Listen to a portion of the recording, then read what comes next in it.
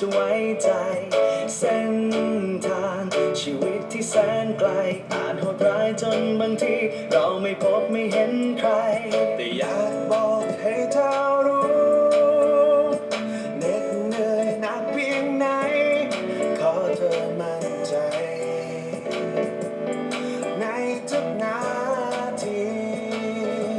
ฉันพร้อมยืนเคียงเธอฉันพร้อมยืนข้างเธอไม่ว่าเราต้องเจออะไรต่อจากนี้จะแสนนานแค่ไหนกี่ภพชาติหมื่นปีเกิดมาเพื่อสิ่งนี้เกิดมาเป็นเพื่อนเธอ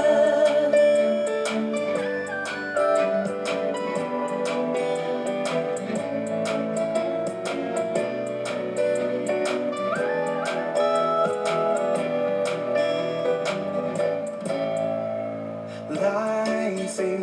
โลกนี้มีหลายอย่างที่จะทำให้ใจเราเกิดสับสนและหลงทางแค่หันมาตรงนี้ตรงข้างจะมีมือคอยประคองให้เธอเดินตรงเส้นทางและหากว่าเธอหกล้มจมอยู่กับความอ้างว้างขอจงมั่นใจในทุกนาที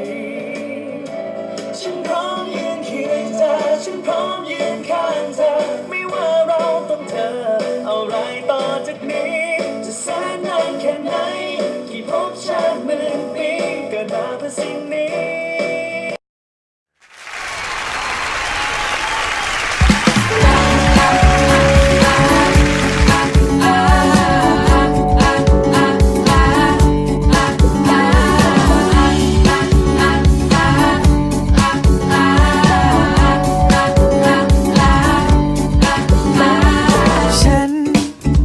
วิ่งตามหา